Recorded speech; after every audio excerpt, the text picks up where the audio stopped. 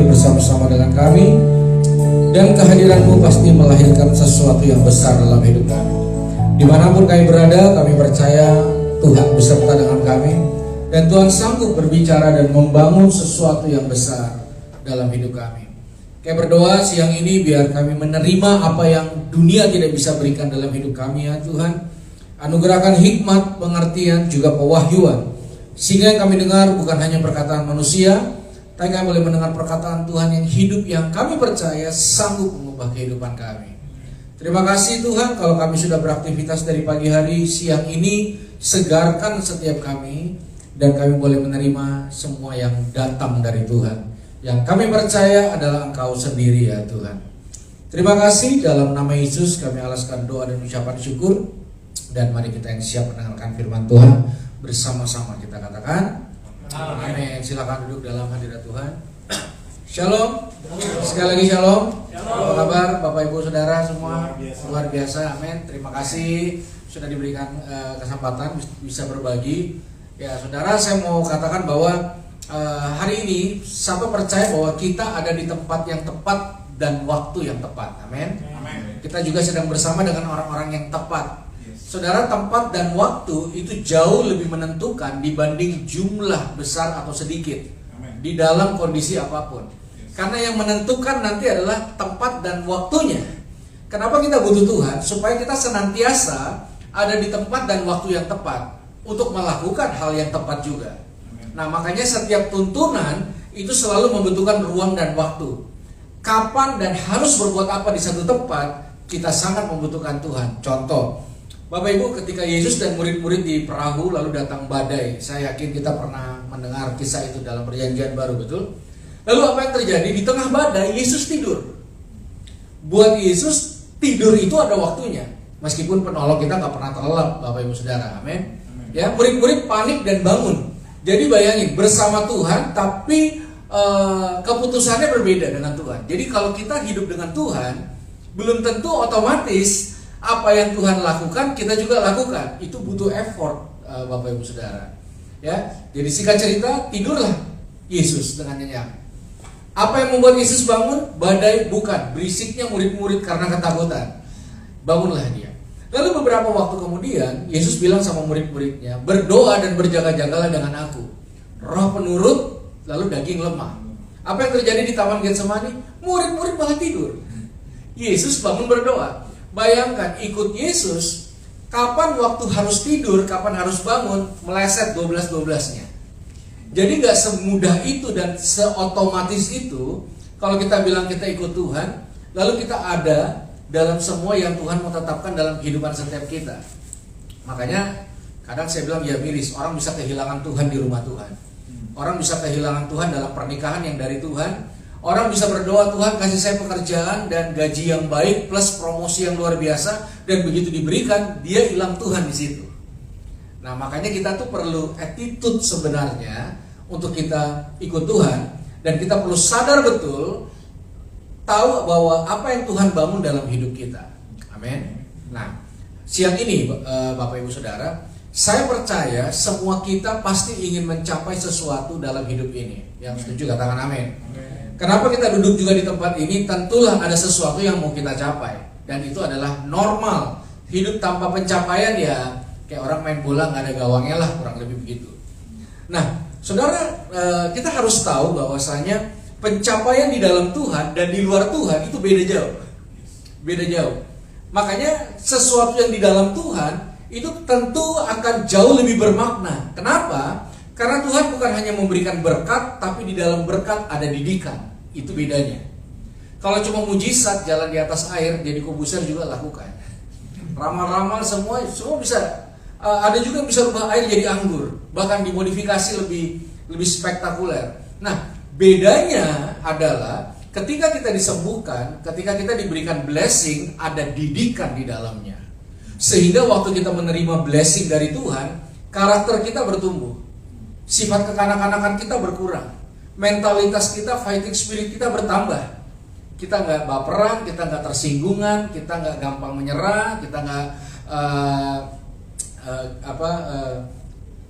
gampang menyerah lah, pokoknya seperti itu. Nah, Makanya Bapak Ibu Saudara, ketika kita hidup di dalam Tuhan dan ingin mencapai sesuatu, maka pertanyaannya harusnya berbeda dengan orang yang di luar Tuhan. Contoh Bapak Ibu, ketika kita mau mencapai sesuatu, kan biasanya anggaplah kita di ruangan ini Bapak Ibu Saudara, ada yang mencapai duluan, ada yang enggak. Biasanya yang belum tercapai belajar sama yang sudah mencapai. Tolong dong kasih tahu saya caranya, betul kan? Ya makanya sekarang orang berani bayar harga untuk menemukan cara hidup lebih baik, keuangan lebih baik, keluarga lebih baik. Nah sebenarnya dalam kacamata Tuhan, pertanyaan seharusnya bukan caranya, tapi harganya. Karena berapa banyak harga yang mau kita bayar untuk sebuah pencapaian dari Tuhan. Artinya Bapak Ibu Saudara, Dia tidak hanya sekedar memberikan sesuatu seperti yang saya bilang di awal, tapi Dia juga mendidik kita untuk berani bayar harga. Yang setuju katakan amin. Contoh sebelum saya masuk lebih lanjut, Bapak Ibu, Dia rubah 5 roti dan 2 ikan, lalu memberi makan 5.000 laki-laki, belum perempuan dan anak. Bapak Ibu bisa bayangkan itu hari pasti sangat membahagiakan banyak orang. Kenapa? Uang makannya utuh. Saudara bayangin kalau uang makan kita utuh, sisa lagi 12 bakul, lalu ada Yesus dan murid-muridnya. Wah, itu udah double makaroni beneran dan makanan rohani makaroni ada. Saya berharap kalau saya di situ pasti saya akan bisik kepada Yesus, tolong buat sebulan. Kalau jatah uang makan kita utuh sebulan, bahagia nggak kita? Bahagia, udah pasti. Apalagi bukan cuma makanan jasmani loh, ada Yesus dan murid-muridnya. Wow. Tapi Yesus gak buat itu sebulan penuh. Kenapa? Karena banyak orang pada akhirnya ikut Tuhan dengan mental subsidi, betul ya? Wih, enak juga ikut Tuhan. Tadinya sakit, sekarang sembuh. Tadinya dikutuk, sekarang diberkati. Tadinya banyak utang, sekarang dilunasi. Oh tidak, utang tetap harus bayar. Biar bertobat tidak tetap harus bayar. Tapi banyak orang akhirnya bermental subsidi. Makanya kan kadang-kadang Bapak Ibu pernah lihat gak? Orang transaksi pakai embel-embel gini, tolong dong kasih harga anak Tuhan. Apa hubungannya? Apalagi begini, lebih gak masuk akal lagi, harga hamba Tuhan, lebih gak masuk akal lagi. Tapi orang suka subsidi, betul gak? Ya memang subsidi menyenangkan. Enak juga, ada orang dalam. Nah, kurang lebih gitu kan. Nah, makanya orang ikut Tuhan, lalu tiba-tiba di saat orang yang sudah disubsidi nih, perutnya kenyang, ada murid-murid, sisa 12 bakul lagi. Nah, sisa 12 bakul zaman dulu mas sekarang beda. Dulu karena orang sudah tidak bisa makan lagi, kekenyangan, sisa 12 bakul. Kalau sekarang kan biasa antrian belum habis, orang udah bungkus gitu kan. Beda gitu. Ya, jadi pernah lihat kan ikannya utuh, kepalanya udah nggak ada gitu. Dilihat di piring nggak ada. Oh ternyata masuk Tupperware. Bahkan bunga juga sekarang mumpung dibawa pulang. Nah ini benar-benar menyenangkan. Tiba-tiba Yesus khotbah gini, aku roti hidup. Berhenti rotinya, berhenti ikannya. Lalu apa? Kamu jadi roti untuk orang lain. Jangan cuma ikut makan kenyang, lalu puji Tuhan haleluya, tanpa mau jadi roti untuk orang lain. Bapak Ibu tahu apa yang terjadi? Semuanya marah. Kalau Bapak Ibu intip Yohanes 6 ayat 66 bilang gini, mulai dari waktu itu banyak murid-murid tidak lagi ikut Yesus. Jadi udah jelas orang ikut Yesus berdasarkan apa? Roti sama ikan. Kenapa kita perlu didikan firman? Supaya kita gak ikut Tuhan, hanya berkatnya doang. Kalau kita mau jujur, pada akhirnya pemikiran untung rugilah yang menentukan orang melangkahkan kaki ke sini apa enggak. Pada akhirnya, apa untungnya buat saya? Kalau orang tidak menemukan sebuah keuntungan, baik itu secara ilahi maupun secara jasmani, ya orang mending nongkrong lah. Orang akhirnya menentukan mana lebih untung, datang ibadah onsite atau online, betul gak? Covid kan udah gak ada. Jadi udah gak ada lagi arahan yang untuk online dan onsite. Tapi kan semuanya berdasarkan untung rugi. Nah, saya khawatir kalau kita menjadi orang yang tidak siap bayar harga, maka kita akan jadi seseorang yang ikut Tuhan hanya berdasarkan untung rugi. Di sana lebih enak, ya mending di sana. Di sana dapat makan pagi, makan siang, dapat promo A, promo B, pindahlah ke sana. Dan itulah pemandangan kekristenan pada umumnya hari ini. Saudara akan dibombardir dengan hadirilah, banjirilah. Saudara akan dibombardir dengan artis-artis, saudara akan dibombardir dengan entertain, supaya kita menikmati. Nah, saya khawatir ketika didikan itu datang, banyak yang gak siap. Banyak yang teriak. Saya khawatir ketika yang diminta Tuhan adalah harga, kita gak siap. Sedangkan pada akhirnya perjalanan bersama Tuhan akhirnya adalah salib, bukan air jadi anggur. Makanya ada orang-orang seperti prajurit Romawi yang hanya mau jubahnya Yesus untuk diundi aja. Mereka menolak penyaliban, mereka menolak lambung yang tertusuk, mereka menolak harga yang dibayar Yesus. Nah, kita perlu duduk dengarkan firman supaya hati kita ini berubah. Kita tidak menempatkan diri kita sebagai terminal terakhir dari apa yang Tuhan mau bangun. Kenapa kita pada akhirnya sadar perlu firman? Supaya kita gak hidup hanya nunggu mujizat, tapi jadi mujizat untuk orang lain. Kita gak cuma hidup nunggu jawaban doa, tapi jadilah jawaban doa itu sendiri untuk orang lain. Bapak Ibu, pada akhirnya kita butuh iman, bukan hanya untuk mengambil, tapi untuk melepaskan sesuatu yang sudah ada sama kita. Makanya harga itu penting untuk kita lakukan. Kalau kita mau mencapai sesuatu, maka firman akan menanyakan setiap kita, bagaimana dengan harganya? Sudah dibayar lunas, tapi bahasanya adalah bayar harga. Bukan 5 langkah, 6M, 7M, 7 langkah, nomor 6 akan buat kamu tercengang. Yaitu sebuah arahan langkah 1, langkah 2, langkah 3, langkah 4. Tapi kalau harga itu definisinya berbeda. Baik, kita lihat satu bagian firman Tuhan. Bapak Ibu Saudara, saya mengajak kita melihat 2 Korintus 10 ayat 18. 2 Korintus 10 ayat 18.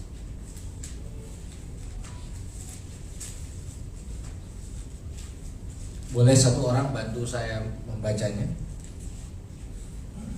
2 Korintus 10 ayat 18, demikian firman Tuhan. Sebab bukan orang yang memuji diri yang tahan uji, melainkan orang yang dipuji Tuhan. Amin.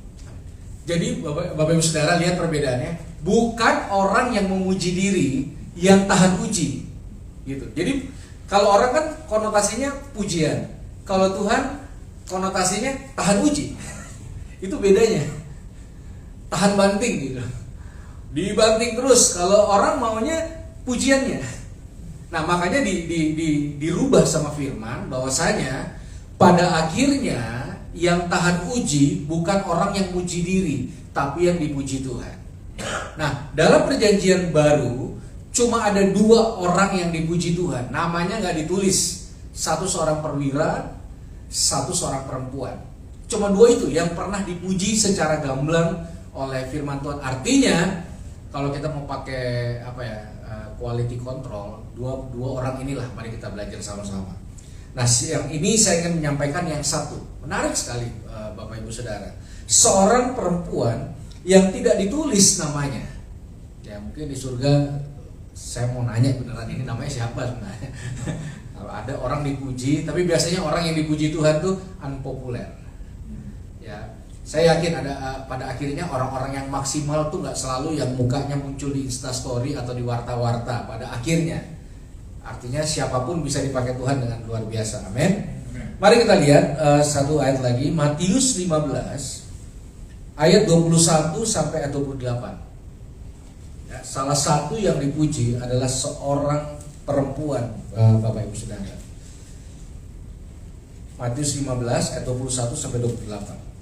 Baik, saya akan bacakan buat saudara. Demikianlah firman Tuhan. Lalu Yesus pergi dari situ dan menyingkir ke daerah Tirus dan Sidon. Ayat 22. Maka datanglah seorang perempuan Kanaan dari daerah itu dan berseru, "Kasihanilah aku ya Tuhan, anak Daud, karena anakku perempuan kerasukan setan dan sangat menderita." Ayat 23. Tetapi Yesus sama sekali tidak menjawabnya. Lalu murid-muridnya datang dan meminta kepadanya, "Suruhlah ia pergi.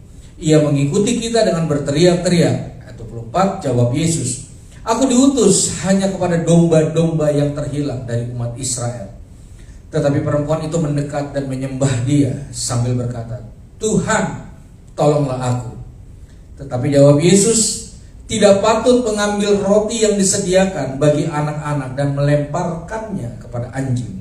27. Kata perempuan itu, "Benar Tuhan, namun anjing itu makan dari remah-remah yang jatuh dari meja tuannya." Maka Yesus menjawab dan berkata kepadanya, "Hai ibu, besar imanmu, maka jadilah kepadamu seperti yang kau kehendaki." Dan seketika itu juga anaknya sembuh. Sungguh aneh prosesi kesembuhan yang dilalui perempuan ini. Kenapa? Karena ada harga yang harus dibayar. Dengan cepat saya akan sampaikan, ada 3 yang bisa kita pelajari dari perempuan ini. Apa itu? Pertama, belajarlah menghadapi Tuhan yang diam. Ya, terkadang Tuhan diam, terkadang tidak terjadi apa-apa. Saudara bayangkan kalau perjalanan iman diisi dengan keheningan dan kediaman, itu setengah mati. Betul. Saya mau kasih tahu, ada waktunya Tuhan diam, bukan untuk menyiksa kita, untuk membangkitkan raksasa iman yang ada di dalam kita. Terkadang dia diam, terkadang begitu kita menyampaikan sebanyak mungkin permohonan dan dijawab dengan diam. Bapak Ibu, kita kan ibadah ini 1 jaman lah ya, kira-kira kurang lebih ya. Ya, sampai jam 1. Bayangin kalau dari jam 12 sampai jam 1 semua isinya diam. Enggak ada pujian penyembahan, semua diam. Kira-kira kita masih bisa menyembah apa enggak? Makanya penting pengenalan yang dalam dan berakar. Banyak orang gugur di fase ini. Mana Tuhan? Mana? Tidak ada jawaban, tidak ada. Makanya saudara, yang buat banyak orang tuh kadang-kadang punya mental down ketika didiemin, betul gak? Ya, dulu saya pikir wanita yang punya senjata ini, diemin aja, tergelisah sendiri, wah kayak cacing kepanasan sendiri. Enggak, pria juga kadang-kadang melakukan itu. Ada beberapa orang, mending saya ditampar, mending saya ditegur, mending saya diteriakin daripada didiemin, bener? Didiemin itu kan mati gaya. Apa nih? Kenapa nih? Ada yang salah dengan saya? Kapan salahnya? Gimana benerinnya? Kapan orang overthinking? Ketika didiemin. Betul gak? Makanya, tapi gini, kita gak boleh kalah dengan itu. Karena terkadang iman yang kita bawa dalam hidup sehari-hari, gak semua orang akan merespon dengan baik. Kadang-kadang kita hadapi tembok tembaga, seakan-akan Tuhan diam. Dan perempuan ini berbicara sama Yesus. Yesus tidak mendengarkannya. Tapi bukan berarti dia tidak melakukan sesuatu terhadap kehidupan setiap kita. Makanya disinilah diperlukan sebuah proses. Sama percaya Bapak Ibu, beda proses, beda hasil. Betul kan? Makanya inilah kendala generasi milenial hari-hari ini. Dibilang stroberi, luarnya luar biasa, dalamnya lembek. Ya, karena apa? Beda proses, beda hasil. Saya ingat opa saya tuh selalu bilang gini, kamu tuh enak ya, mau sekolah, mau kuliah, tinggal jalan. Dulu opa jalan dulu 2 kilo, jualan es lilin dulu. 9 bersaudara, papa saya 11 bersaudara. Itu telur dadar bagi 11. Zaman dulu tidak ada top up, tidak ada upgrade. Orang kalau makan zaman dulu itu gak pernah pakai gini, jangan pakai lama ya, karena memang lama makanan dulu.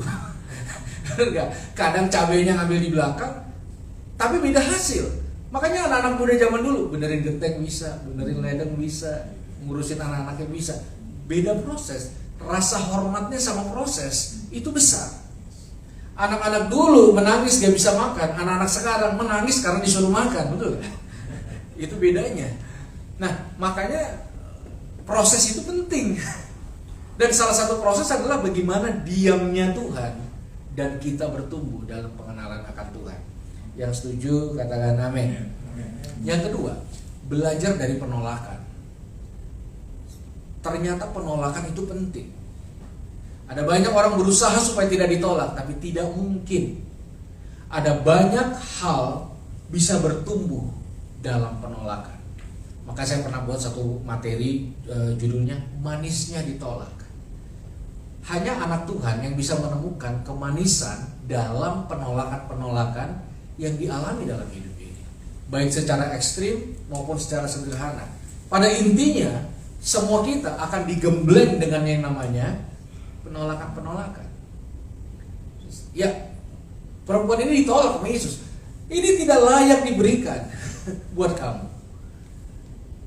Nah, makanya seperti saya bilang tadi, diemin aja banyak yang gugur.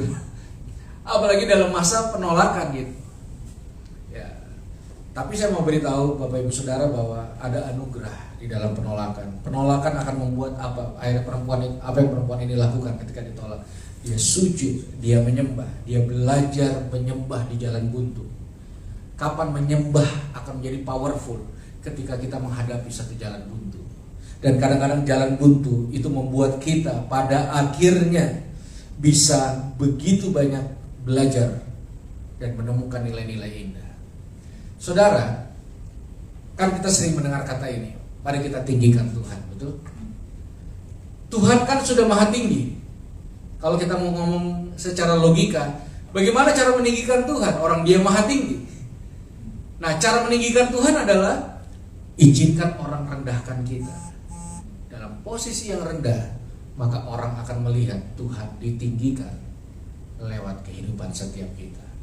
Makanya semua ini dibayar Yesus menjelang kematiannya di atas kayu salib untuk menebus kita semua. Dia berkata, Tuhan, kenapa kau tinggalkan aku? Betul kan? Itu kan yang jadi bahan ejekan terhadap iman Kristiani. Gimana sih? Karena dia harus lewati semua sebelum dia ajar dan didik kita. Dia bukan Tuhan yang tidak meneladani. Setuju? Dia ditolak, dia seorang raja dan dia ditolak mentah-mentah. Ketika dia dibaptis, ada suara dari surga. Inilah anakku yang kukasihi. Surga, Bapak Ibu. Tahu-tahu orang teriak, anak Yusuf. Mereka tolak mentah-mentah dan membawa dan hendak melempari dengan batu. Yes, penolakan adalah mungkin salah satu ciri khas orang berjalan di dalam Tuhan. Kecuali ada kekonyolan-kekonyolan yang kita buat, kesalahan-kesalahan yang kita buat, dan saudara harus menanggung konsekuensinya di hadapan Tuhan. Tapi terkadang kita berjalan bersama Tuhan yang juga terkadang menolak apa yang kita ingini.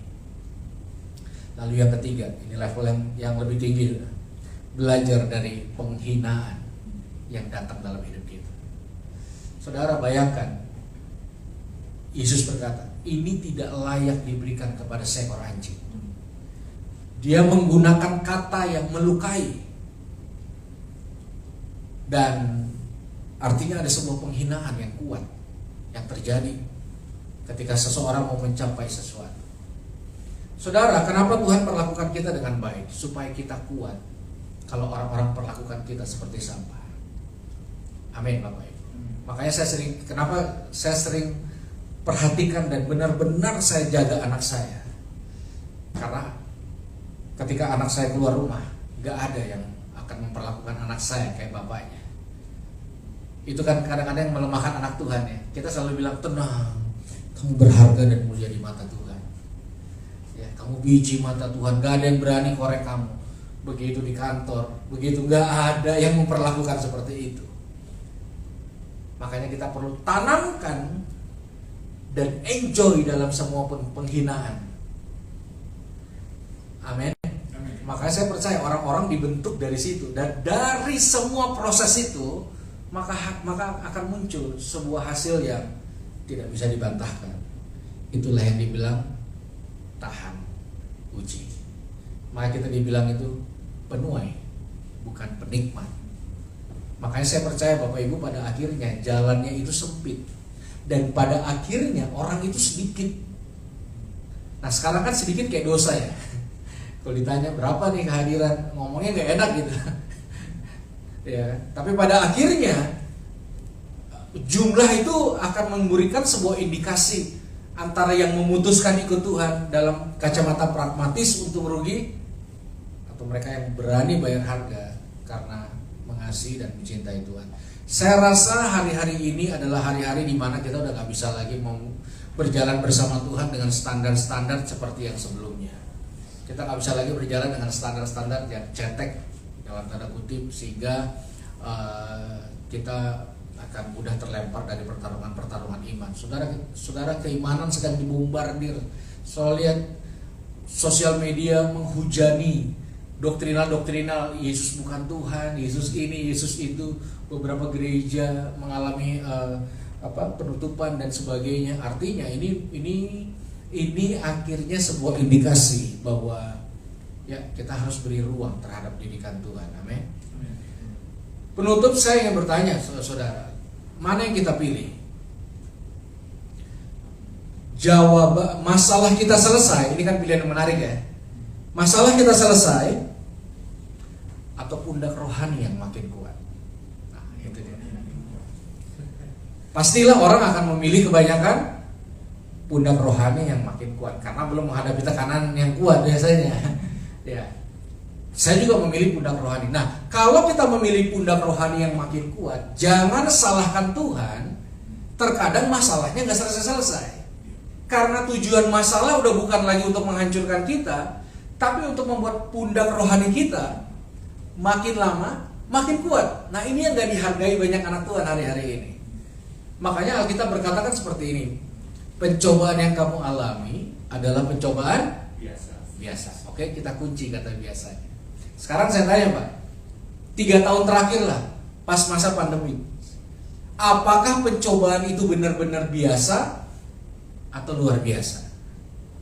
Sulit ngomong biasa, apalagi buat orang yang kehilangan pekerjaan dan kehilangan keluarga. Bapak Ibu bisa bayangkan, ada anak yang kehilangan orang tua, kehilangan pekerjaan, kehilangan sekolahnya. Lalu saya datang dan bilang gini, tenang, ada ayat buat kamu.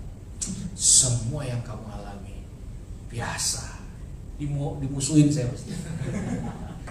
Ngomong enak, khotbah doang enak. Bener gak? Iya kan? Nah, kalau ada dua yang bertabrakan Bapak Ibu, pastilah ada yang benar, pasti ada yang salah. Dan gak mungkin Tuhan salah, betul gak? Kita urai di bagian akhir ini. Kenapa kita selalu bilang dan terkadang bilang luar biasa, sedangkan firman loh selalu bilang biasa. Saya pernah ini menghayal sih, saya pengen buka Alkitab satu pagi, lalu Alkitab bilang untuk hari ini lumayan Pak, luar biasa. Tapi enggak, Alkitab selalu berkata biasa. 1 Korintus 10 ayat 13, saudara lihat. Nah, kenapa? Nah, gini Bapak Ibu, kenapa kita bilang luar biasa sedangkan firman berkata biasa? Jawabannya adalah karena kita belum biasa. Saya ulangi ya. Kenapa firman selalu bilang ini biasa, sedangkan kita bilang enggak, ini luar biasa? Karena kita belum biasa. Contoh, 2 tahun lalu atau 3 tahun lalu, ketika pengarahan 3M pertama kali pakai masker, saya mau tanya sama semua yang ada di tempat ini, bergumul apa enggak? Bergumul. Mama saya bilang, mama ini kena COVID terus. Kenapa? Kalau naik tangga selalu sesek. Semua orang pakai masker, kalau naik tangga pasti sesek. Betul gak? Belum kita dibilang sombong, lewat gak negur, gimana mau negur, matanya doang yang kelihatan. Betul gak? Awal-awal cuci tangan, bapak-bapak, adakah kita yang pulang cuci tangan? Hampir gak ada. Tapi 3 tahun kemudian, saya tanya, biasa gak? Biasa. Karena terbiasa. Itu dia. Makanya kalau ada orang yang mungkin ditipu sama teman bisnisnya, coba ngobrol sama yang sudah 20 kali ditipu. Makanya 20 kali akan bilang biasa aja Pak. Bener gak? Akhirnya daya tahannya keluar, betul? Kalau saudara ngomong depan banyak orang, itu benar-benar menakutkan buat saudara. Tanya sama yang sudah 10 tahun pelayanan, mereka akan bilang apa? Biasa aja. Biasa aja. Yang jomblo belum nikah, tanya yang sama sudah 10 kali coba menikah dan gagal, maka mereka akan bilang biasa aja, tetap semangat dalam Yesus. Artinya terbiasa dengan tekanan, gak selalu negatif Bapak Ibu. Makanya Alkitab bilang ini ayat penutup saya. Jangan khawatir akan hari esok. Wah, sejuk kan? Karena apa? Hari esok ada kesusahan sendiri. Lalu ditutup dengan apa, Bapak Ibu?